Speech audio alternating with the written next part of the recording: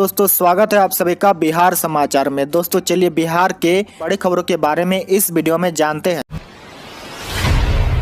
बड़ी खबर में देखिए, बिहार के गांवों में छठ के बाद लगेगी सोलर स्ट्रीट लाइटें। जी देखिए, छठ पूजा के बाद गांवों में सोलर स्ट्रीट लाइट लगनी शुरू हो जाएगी। किस एजेंसी को कौन से प्रखंड में स्ट्रीट लाइट लगानी है, इसका निर्धारण जिलों की ओर से कर दिया गया है। वही देखिए, प्रखंड आवंटन के बाद अब जिला पंचायती राज पदाधिकारी को निर्देश दिया गया है कि संबंधित एजेंसी से एकरनामा करके प्रक्रिया तेज करे ताकि स्ट्रीट लाइट लगाने का कार्य शुरू हो सके। वही देखिए, मुख्यमंत्री ग्रामीण सोलर स्ट्रीट लाइट योजना के अंतर्गत संबंधित एजेंसी और जिला के पंचायत राज पदाधिकारी के बीच एकरनामा होना है। इसको लेकर पंचायती राज विभाग ने जिलों को दिशा निर्देश जारी कर दिया है। विभागीय पदाधिकारी बताते हैं कि सभी प्रखंडों में लाइट लगाने के लिए एजेंसी तय हो गई है। साथ ही देखिए, आपको बता दें कि 10-10 लाइट प्रत्येक वार्ड में लगाई जाएगी। वहीं 2 वर्षों में सभी वार्डों में लाइट लगाने का लक्ष्य पूरा किया जाएगा। वहीं देखिए, 5 वर्षों तक रखरखाव का जिम्मा एजेंसी को दिया गया है।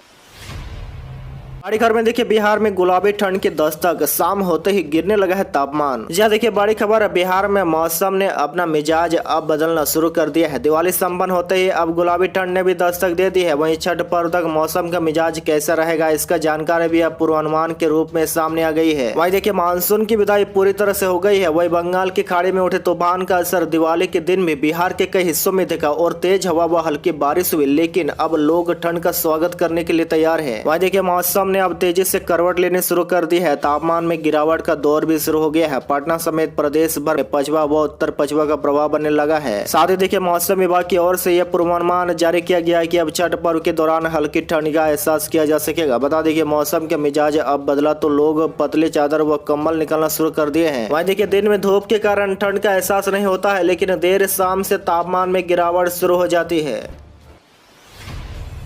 बड़ी खबर में देखिए, छठ की भीड़ से बिहार में कोरोना का खतरा, रेलवे स्टेशन पर शुरू हुई कोरोना जांच, दक्षिण भारत से आने वालों पर विशेष नजर। जी बड़ी खबर में देखिए, राजधानी पटना में डेंगू कहर बरपा रहा है। बीते 10 दिनों में बिहार में डेंगू के 6 मरीजों की मौत हो गई है। इसी बीच पटना में कोरोना के नए वेरिएंट ओमिक्रॉन के संक्रमण का खतरा बढ़ गया है। वह देखिए, छठ महापर्व पर बिहार में काफी संख्या में लोग आ रहे हैं। ऐसे में कल से पटना जंक्शन और दानापुर स्टेशन पर यात्रियों की कोरोना जाँच शुरू कर दी गई है। वह देखिए, दक्षिण भारत से आने वाले लोग पर विशेष नजर रखा जा रहा है। आपकी जानकारी के लिए बता दें कि गुरुवार से पटना जंक्शन और दानापुर जंक्शन पर कोविड जांच टीम की तैनाती की गई है। इस संबंध में बुधवार को आदेश जारी किया गया था। जांच टीम के सदस्य महाराष्ट्र, पंजाब, दक्षिण भारत से आने वाले लोगों की कोरोना जांच करेंगे। लेकिन देखिए, पटना जंक्शन पर मौजूद कोविड जांच की टीम ने बताया कि कोई भी व्यक्ति जांच करवाना नहीं चाह रहा है। सुबह से अब तक सिर्फ 2 लोगों ने ही कोरोना जांच करवाया है। उन्होंने आगे कहा कि लोग बोल रहे हैं कि अब कोरोना कहाँ है जो हम जाँच लोग करवाएंगे। बड़ी खबर में देखिए, मोकामा गोपालगंज उपचुनाव में प्रचार नहीं करेंगे नीतीश कुमार, 27 की जनसभा और रोड शो रद्द। जी देखिए, बिहार में 2 विधानसभा में उपचुनाव होने जा रहा है। दोनों सीटों पर गोपालगंज और मोकामा पर एक ही दिन 3 नवंबर को वोटिंग होनी है। 2020 में हुए चुनाव में 1 सीट भाजपा के पास थी और 1 राजद के पास, लेकिन 2022 में हो रहे उपचुनाव और तब के हालात में बड़ा परिवर्तन भाजपा के सत्ता से बेदखल होने की है। दोनों सीटों का ट्रैक रिकॉर्ड देखे तो राजनीतिक हलकों में सत्ता पक्ष के लिए मोकामा में जीत का चांसेस अधिक है। इसके बावजूद सीएम नीतीश मोकामा नहीं जा रहे हैं। जदयू के राष्ट्रीय अध्यक्ष ललन सिंह ने मोकामा आए और चुनाव प्रचार भी किया। दोनों सीटों पर उम्मीदवार राजद के ही है, लेकिन मोकामा और गोपालगंज को लेकर जदयू खास उत्साहित नहीं है। इस कारण बिहार की राजनीति में अलग ही चर्चा शुरू हो रही है। वहीं देखिए, आपको बता दें कि मोकामा में सीएम नीतीश कुमार के चुनाव प्रचार का शेड्यूल नहीं तय हुआ है। हालांकि 27 अक्टूबर को सीएम नीतीश मोकामा जाना था। वहां उनको जनसभा के दौरान रोड शो भी करना था, लेकिन ऐन मौके पर यह चुनाव प्रचार को रद्द कर दिया गया। मिली सूचना के मुताबिक अब नीतीश कुमार न ही गोपालगंज जाएंगे और न ही मोकामा जाएंगे। पहले चर्चा थी कि नीतीश कुमार कल यानी 27 तारीख को गुरुवार यानी तेजस्वी के साथ मोकामा में जनसभा को संबोधित करेंगे, लेकिन यह कार्यक्रम फाइनल नहीं हो पाया है। वह देखिए, नीतीश कुमार ने इसका कारण स्वास्थ्य को लेकर बताया है। पिछले दिनों नीतीश कुमार के पेट में चोट आई थी। उन्हें हेलीकॉप्टर के बेल्ट को पहनने में दिक्कत हो सकती है। ऐसे में वह मोकामा या फिर गोपालगंज नहीं जाना चाहते हैं। तो वहीं देखिए, बड़ी खबर है, नीतीश के बाद अब तेजस्वी ने मोकामा जाने से क्या इनकार, नीलम देवी के लिए नहीं करेंगे चुनाव प्रचार। जी देखिए, मोकामा और गोपालगंज विधानसभा उपचुनाव का प्रचार जारी है। पेट और पैर में चोट लगने के कारण मुख्यमंत्री नीतीश कुमार फिलहाल चुनाव प्रचार के लिए नहीं जाएंगे। उन्होंने साफ तौर पर कह दिया कि अभी तो हमको चोट लगी हुई है। तो वहीं देखिए, दिल्ली से पटना लौटने के बाद deputy CM Tejashwi Yadav airport पर मीडिया के सवालों का जवाब दे रहे थे। इस दौरान भी उन्होंने बताया कि मुख्यमंत्री नीतीश कुमार को चोट लगी है, यह बात सभी को पता है। खुद उनसे हमारी बात हुई है। वहीं देखिए तेजस्वी ने कहा कि फिजिकली जो चोट मुख्यमंत्री जी को लगी है उसका भी ध्यान रखना है। हालांकि तेजस्वी ने बताया कि आज शुक्रवार को गोपालगंज जा रहे हैं, जहां वे अपने उम्मीदवार के लिए चुनाव प्रचार करेंगे और लोगों से मतदान करने की अपील करेंगे।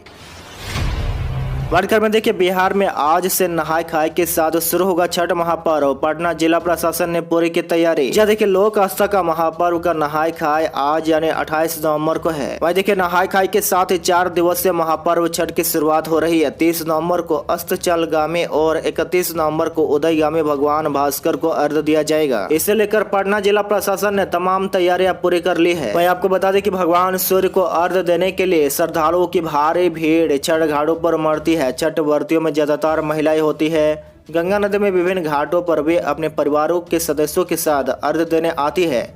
नहाय खाए के दिन से ही गंगा नदी में छठ व्रतियों का स्नान करना और गंगा नदी से जल लेना जाना शुरू हो जाता है, जिस कारण छठ घाटों पर भारी भीड़ उमड़ती है। बिहार में छठ महापर्व की धूम। सिमरिया धाम पर 2 दिन में 15 लाख श्रद्धालुओं ने गंगा में लगाई आस्था की डुबकी। जी देखिए बिहार में छठ महापर्व शुरू हो गया है। सूर्य ग्रहण के बाद आदि कुंभ स्थली सिमरिया धाम के गंगा घाट तट पर पिछले 2 दिनों के भीतर 15 लाख से ज्यादा श्रद्धालुओं ने आस्था की डुबकी लगाई है। वहीं देखिए बेगूसराय जिले में स्थित सिमरिया गंगा घाट पर मंगलवार दोपहर बाद से गंगा स्नान के लिए श्रद्धालुओं का जन सैलाब उमड़ना शुरू हुआ, जो की गुरुवार दोपहर बाद तक बना रहा। साथ ही आपको बता दें कि सिमरिया घाट में लगभग 4 किलोमीटर लंबे गंगा घाट पर सभी प्रमुख स्नान घाट भरे हुए हैं। लगातार श्रद्धालु यहां डुबकी लगा रहे हैं। बारीखर में देखिए छठ घाट को लेकर पटना में 600 मजिस्ट्रेट और 35 जवान रहेंगे तैनात। जहाँ देखिए छठ को लेकर गंगा नदी घाटों व चिन्हित तालाबों पर लगभग 600 मजिस्ट्रेट और 3000 से अधिक पुलिस पदाधिकारी एवं पुलिसकर्मी की तैनाती की जाएगी। वहीं देखिए इनकी तैनाती 23 अक्टूबर को होगी। खतरनाक घाट, संपर्क पथ, watch tower, medical camp, river patrolling के अलावा शहर के प्रमुख चौक चौराहों पर भी पदाधिकारी व जवान तैनात किए जाएंगे। वहीं देखिए डीएम डॉक्टर चंद्रशेखर सिंह ने बताया कि छठ महापर्व को देखते हुए गंगा के किनारे सुरक्षा की कड़ी व्यवस्था की गई है। सीसीटीवी कैमरे लगाए गए हैं। गांधी मैदान स्थित नियंत्रण कक्ष से निगरानी रखी जाएगी। साथ ही उन्होंने बताया कि एनडीआरएफ और एसडीआरएफ की टीम गंगा में 29, 30 और 31 अक्टूबर को भ्रमण करेगी। बड़ी खबर में देखिए जेडीयू के सांगठनिक चुनाव का ऐलान। इसी महीने होगा राष्ट्रीय अध्यक्ष और प्रदेश अध्यक्ष का चुनाव। जी देखिए बिहार की सियासत से निकलकर ताजा खबर सामने आ रही है। मुख्यमंत्री नीतीश कुमार की पार्टी जेडीयू ने सांगठनिक चुनाव की घोषणा कर दी है। आने वाले 13 नवंबर से जेडीयू की सांगठनिक चुनाव की शुरुआत होने जा रही है। वहीं देखिए नवंबर के महीने में ही जेडीयू के प्रदेश अध्यक्ष का चुनाव सम्पन्न करा लिया जाएगा, जबकि राष्ट्रीय अध्यक्ष का चुनाव दिसंबर के महीने में करा लिया जाएगा। 10 और 11 दिसंबर को दिल्ली में जेडीयू का खुला अधिवेशन आयोजित होगा, जिसमें पार्टी के राष्ट्रीय अध्यक्ष की घोषणा कर दी जाएगी। बड़ी खबर में देखिए बिहार सरकार के ग्राम परिवहन योजना में मिलेगी 50% सब्सिडी। ऐसे करे आवेदन। जी हाँ देखिए बिहार सरकार आर्थिक रूप से कमजोर वर्गों के लिए कई योजनाएं चला रही है। ग्रामीण बेरोजगार लोगों के लिए सरकार ग्राम परिवहन योजना का क्रियान्वयन कर रही है। इस योजना के तहत ट्रांसपोर्ट साधन खरीदने पर 50% तक सब्सिडी भी उपलब्ध कराई जाती है। योजना का लाभ ओबीसी, एससी और एसटी समाज के ग्रामीण बेरोजगार लोग उठा सकते हैं। वह देखिए योजना का उद्देश्य बिहार के ग्रामीण क्षेत्रों में रहने वाले पिछड़ा वर्ग, अनुसूचित जनजाति और अति पिछड़ा वर्ग के लोगों को स्वरोजगार के लिए सहायता प्रदान करना है। वहाँ देखिए बिहार सरकार की इस योजना का लाभ लेने के लिए पात्रता के मूल शर्त है कि आवेदक बिहार के ग्रामीण क्षेत्रों का रहने वाला हो और आवेदक की न्यूनतम उम्र 21 साल हो। साथ ही आवेदक किसी भी सरकारी में न हो और आवेदन से पहले कभी कमर्शियल वाहन न रखा हो। वहाँ देखिए इस योजना का लाभ लेने के लिए ऑनलाइन आवेदन किया जाता है। विभाग की वेबसाइट transport.bihar.nic.in पर जाकर ऑनलाइन आवेदन किया जा सकता है। ऑनलाइन रजिस्ट्रेशन के बाद लॉगिन करके ऑनलाइन आवेदन की प्रक्रिया पूरी कर जा सकती है।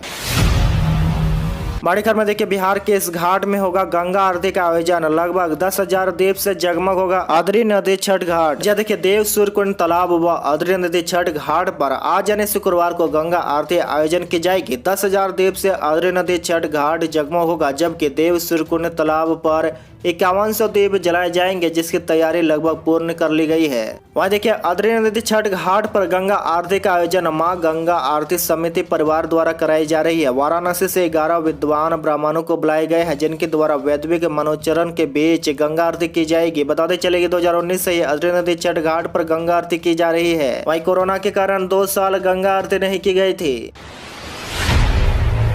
खबर में देखिए, बिहार में दिसंबर में आएगी हाई स्कूल की भर्ती। शिक्षक भर्ती नियमावली को नवंबर में ही मिलेगी मंजूरी। जी देखिए, 7वें चरण में 2 लाख से अधिक शिक्षकों की बहाली के लिए नियमावली को नवंबर में कैबिनेट की मंजूरी मिल जाएगी। शिक्षा विभाग द्वारा तैयार शिक्षक नियुक्ति नियमावली 2022 के प्रस्ताव पर शिक्षा मंत्री प्रोफेसर चंद्रशेखर की सहमति इस माह के अंत या नवम्बर के प्रथम सप्ताह में मिल जाएगी। वहीं देखिए, प्रारंभिक स्कूलों के पहले हाई स्कूलों में शिक्षकों की बहाली होगी। माना जा रहा है कि नवंबर के प्रथम सप्ताह तक कॉमर्स विषय के लिए एस्टेट के लिए बीएसबी से आवेदन लेने की शुरुआत होगी। वहीं देखिए, दिसंबर तक कॉमर्स के एस्टेट रिजल्ट जारी होने की बात कही जा रही है। उच्च माध्यमिक स्कूलों के लिए 89,734 और माध्यमिक स्कूलों के लिए 44,193 पदों पर बहाली होनी है। बड़ी खबर में देखिए, छठ पूजा में बदल जाएगी राजधानी की ट्रैफिक व्यवस्था। 30 से 31 अक्टूबर तक रूट प्लान देखकर ही घर से निकले। जी देखिए, 4 दिनों की छठ महापर्व की शुरुआत 28 अक्टूबर को नहाय खाई से हो रही है। वही 29 अक्टूबर को खरना है। इसके बाद 30 को शाम का और 31 अक्टूबर को सुबह का अर्घ्य दिया जाएगा। वही देखिए, छठ महापर्व के दौरान पटना के गंगा घाट पर छठ व्रतियों और श्रद्धालुओं की भारी भीड़ उमड़ेगी। ऐसे में गंगा घाट आने जाने के लिए दरमियान छठ व्रतियों और श्रद्धालुओं को कोई परेशानी न हो, इसे ध्यान में रखते हुए पटना जिला प्रशासन और ट्रैफिक पुलिस ने 2 दिनों का रूट प्लान तैयार किया है। जारी किए गए रूट प्लान के तहत राजधानी के लोगों को 2 दिनों के लिए बदले गए ट्रैफिक व्यवस्था के अनुसार ही चलना होगा। बदली हुई व्यवस्था पटना में 30 की दोपहर 12 बजे से शाम 7 बजे तक और 31 अक्टूबर के अहले सुबह 2 बजे से सुबह 8 बजे तक के लिए लागू रहेगी। वहीं 2 दिनों की बदली हुई ट्रैफिक व्यवस्था से आने जाने के लिए fire brigade, ambulance, patient, death body और छठ व्रतियों को लेकर जाने वाली गाड़ियों की पूरी तरह से छूट रहेगी। घर में देखिए, 1 नवंबर से शुरू होगा वाल्मीकि टाइगर रिजर्व पर्यटन सत्र। बारिश और आदमखोर बाघ के कारण सत्र शुरू होने में 15 दिन की हुई देरी। जी देखिए, वाल्मीकि टाइगर रिजर्व में जंगल सफारी आगामी 1 नवंबर से शुरू होगा। इसके साथ ही पर्यटन सत्र भी शुरू हो जाएगा। इसके लिए बीटीआर प्रशासन तैयारी शुरू कर दिया है। वहीं देखिए, सफारी के लिए रास्ते को दुरुस्त किया जा रहा है। पर्यटक जंगल safari, e rickshaw, cycle pathway समेत इको टूरिज्म का लाभ उठा सकेंगे। इसके लिए बीटीआर प्रशासन ने तैयारी शुरू कर दी है। आपको बता दें कि इस बार बारिश के साथ आदमखोर बाघ ने पर्यटन क्षेत्र दरी करने में भूमिका निभाई। 28 दिनों तक वन विभाग व बीटीआर प्रशासन बाघ के रेस्क्यू में लगा रहा। इस कारण भी जंगल सफारी वाले रास्ते को दुरुस्त नहीं किया जा सका। आज के लिए बस इतना ही। इसी तरह बिहार के डेली न्यूज देखने के लिए आप हमारे चैनल को जरूर सब्सक्राइब करें।